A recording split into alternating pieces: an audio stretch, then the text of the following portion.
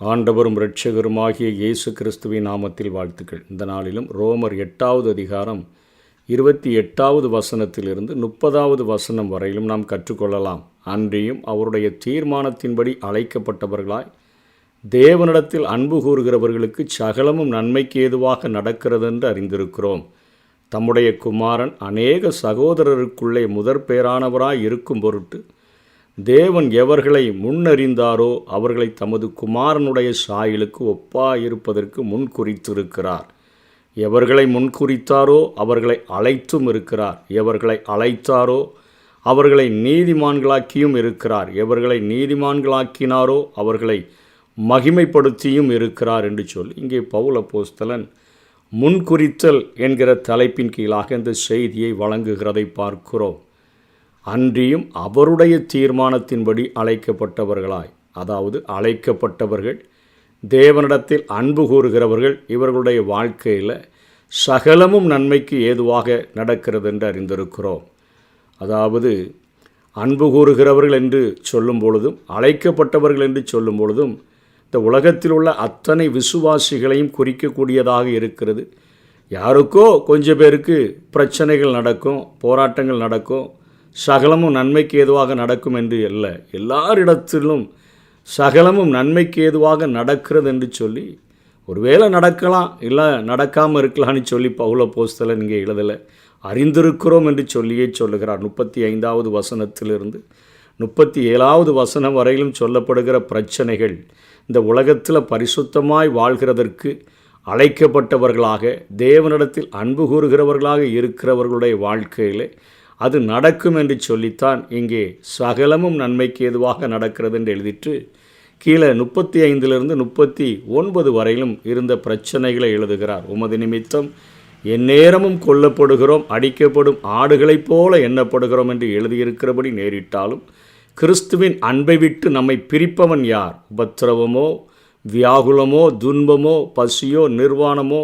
நாசமோசமோ, பட்டயமோ, இவை எல்லாவற்றிலேயும் நாம் நம்மில் அன்பு கூறுகிறவர்களாலே முற்றும் ஜெயம் கொள்ளுகிறவர்களாக இருக்கிறோமே. மரணமானாலும் ஜீவனானாலும் தேவதூதர்கள் ஆனாலும் அதிகாரங்கள் ஆனாலும் வல்லமைகள் ஆனாலும் நிகழ்காரியங்கள் ஆனாலும் வருங்காரியங்கள் ஆனாலும் உயர்வானாலும் தாழ்வானாலும் வேறு எந்த சிருஷ்டியானாலும் நம்முடைய கர்த்தராகிய கிறிஸ்து இயேசுவில் உள்ள தேவனுடைய அன்பை விட்டு நம்மை பிரிக்க மாட்டாது என்று நிச்சயித்திருக்கிறேன். இங்கே கீழே கொடுக்கப்பட்ட உபத்திரவங்கள், வியாகுலங்கள், பாடுகள், இவைகள் எல்லாமே ஆண்டவரிடத்தில் அழைக்கப்பட்டவர்களிடத்திலும் அன்பு கூறுகிறவர்களிடத்திலும் அது நடக்கிறது என்று அறிந்திருக்கிறோம் என்று சொல்லியே இங்கே பவுல் அப்போஸ்தலன் எழுதுகிறார். ஆகவே கிறிஸ்துவை பின்பற்ற வருகிற ஒவ்வொருவருக்கும் ஆண்டவர் வைத்திருக்கிற, ஒருவன் என்னை பின்பற்ற விரும்பினால் அவன் தன்னைத்தானே வெறுத்து தன் சிலுவையை எடுத்துக்கொண்டு என்று சொல்லும் பொழுது இந்த உலகத்தில் அவரோடு கூட பாடுகளை சகிப்பதற்கு, அவரோடு கூட ஆளுகை பின்னாட்களிலே செய்கிறதற்கு நாம் முன்குறிக்கப்பட்டிருக்கிறோம். ரெண்டாவது இன்னொரு காரியம் என்ன? தம்முடைய குமாரன் அநேக சகோதரர்களுக்குள்ளே முதற் பேரானவராய் இருக்கும் பொருட்டு அவருக்கு ஆதியும் இல்லை அந்தமும் இல்லை. அப்படிப்பட்ட இயேசு கிறிஸ்து நம்ம எல்லாருக்கும் மூத்த சகோதரனாக இருக்கும் பொருட்டு ஆண்டவர் எவர்களை முன்னறிந்தாரோ என்று சொல்லி ஆண்டவர் முன்குறித்திருக்கிறார் என்கிற காரியத்தை இங்கே பவுல் எழுதுகிறார். இதை கொண்டு அநேகர் என்ன பேசுகிறார்கள்? ஆண்டவர் ஏதோ பெரிய லிஸ்ட் வச்சிருக்கிறாரு, அதில் யார் யாரை முன்குறிச்சிருக்கிறாரோ அவர்களை எல்லாரையும் அழைக்கிறார், நம்மளெல்லாம் அவர் அழைக்கவா போகிறார் என்று சொல்லி சுவிசேஷத்துக்கு எதிரிகளாய் சத்ருவினுடைய ஆயுதங்களை பயன்படுத்துகிறவர்களாக காணப்படுகிறார்கள். முன்குறித்தல் என்கிற வார்த்தை கிரேக்க சொல், அதற்கு ப்ரோரிசோ என்று சொல்லி அது அழைக்கப்படுகிறது. புதிய ஏற்பாட்டில் 4 புத்தகங்களில் 6 முறை இந்த வார்த்தை பயன்படுத்தப்பட்டிருக்கிறது. அப்போஸ்தலர் 4:27 வருகிறது. ரோமர் 8ஆம் அதிகாரம் 29ஆம் வசனத்திலையும் 30ஆம் வசனத்திலையும், அதாவது இதை சேர்ந்து 3 இடத்துல 2 புத்தகத்தில் வருது. 1 கொரிந்தியர் 2:7, எபேசியரில் 1வது அதிகாரம் 6ஆம் வசனத்திலும் வருகிறது, 12ஆம் வசனத்திலும் வருகிறது. இந்த 1 கொரிந்தியர் 2:7 மட்டும் அங்கே ஏற்படுத்தின என்று மொழிபெயர்க்கப்பட்டுள்ளது. ஆனால் அந்த கிரேக்க புதிய ஏற்பாட்டில் 6 இடங்களில் 4 புத்தகங்களில் வருது. ஏற்படுத்தின என்கிற இடத்திலும் புரோரிசோ என்கிற வார்த்தையைத்தான் அங்கே ஆண்டவர் பயன்படுத்தி இருக்கிறார். ஆகவே பிற இடங்களிலெல்லாம் முன்குறித்த என்ற வார்த்தை பயன்படுத்தப்படுகிறது. இந்த சொல்லினுடைய பொருள் என்ன? முன்னதாகவே குறித்து கொள்ளுதல், முன்னாலேயே எல்லைகளை வரையறுத்து கொள்ளுதல் என பொருள்படக்கூடியதாக இருக்கிறது. சூழ்நிலைக்காக ஒரு மனிதரை நியமித்தல் அல்லது ஒரு மனிதருக்காக சூழ்நிலையை ஏற்படுத்துதல் என்கிற ஒரு கருத்தை உடைய வார்த்தையாக இது இருக்கிறது. இதிலிருந்து நம்ம என்ன அறிந்து கொள்ள வேண்டும் என்று சொன்னால், முன்குறிப்புக்கு அங்கே உதவுகிறது தேவனுடைய முன்னறிவு. ஏன்னா அவருக்கு காலங்கள் கிடையாது. காலங்களை கடந்து கிரியை செய்கிற ஒரு ஆண்டவர். காலங்களற்ற அவருக்கு இந்த உலகத்தில் எல்லாமே வெளிச்சமாக காணப்படுகிறது. என்ன நிகழ்ந்தது என்று அவருக்கு எல்லாம் தெரியும். என்ன நிகழ்ந்த கொண்டிருக்கிறது என்று சொல்லி அவர் அறிந்திருக்கிறார்.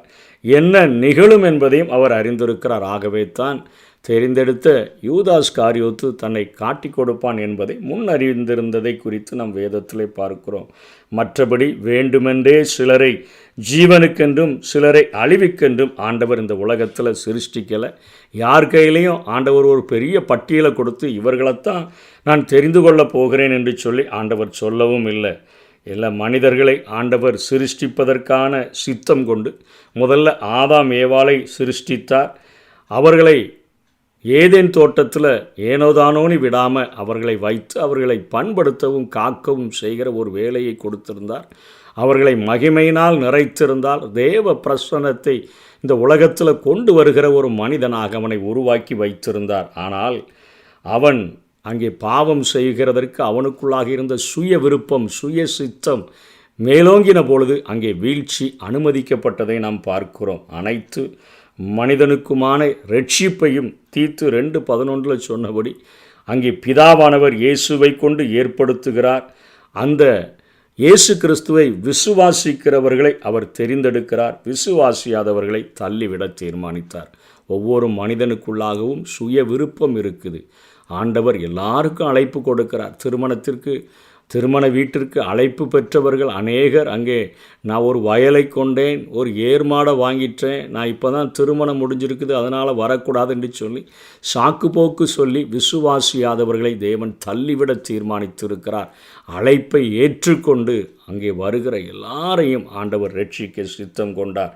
அப்போஸ்தலர் 17:30 பார்க்கிறோமே, எல்லாரும் ரட்சிக்கப்பட வேண்டும் என்பது தான் அவருடைய விருப்பமாக இருக்கிறது. எல்லா மனுஷனுக்காக இயேசு மரித்தார். எல்லா மனுஷரையும் நரக சிக்ஷைக்கு செல்லாதபடி ஆண்டவர் அவர்களை மாற்ற வேண்டும் என்று நினைத்தார். நரக சிக்ஷைக்கு செல்வது தேவ சித்தமோ அல்லது ஏன் பலவீனோ அப்படின்னு நம்ம சொல்லிட்டு போக முடியாது.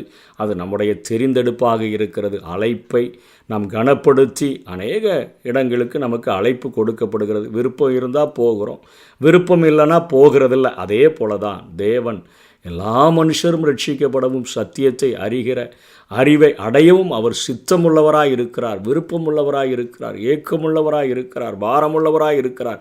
உலகத்தின் அத்தனை மக்களின் பாவங்களை சுமந்து தீர்க்கிற ஒரு இயேசுவை நமக்காக அவர் தந்தொருளினார். அந்த ரட்சிப்பை விசுவாசித்து ஏற்றுக்கொண்டு அந்த அழைப்பு எனக்காக கொடுக்கப்படுகிறதுன்னு சொல்லி தன்னுடைய சுய சித்தத்தை ஆண்டவருடைய சித்தமாய் மாற்றுகிறவர்கள் ரட்சிக்கப்படுகிறார்கள். அவர்களைத்தான் ஆண்டவர் அழைத்தும் இருக்கிறார், அவர்களைத்தான் நீதிமான்களாக்கியும் இருக்கிறார். எவர்களை நீதிமான்களாக்கினாரோ அவர்களை மகிமைப்படுத்தியும் இருக்கிறதை நாம் பார்க்கிறோம். ஆகவே யாரை முன்குறித்தார் என்று எவருக்கும் பட்டியல் வழங்கப்படாதபடினாலே சுவிசேஷத்திற்கு தடையாக இருக்கக்கூடிய இந்த காரியங்களை, கருத்துக்களை நாம் சொல்லக்கூடாது.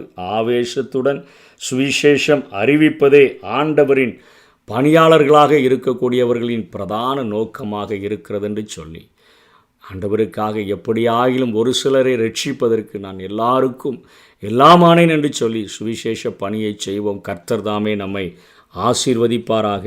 ஆமென்.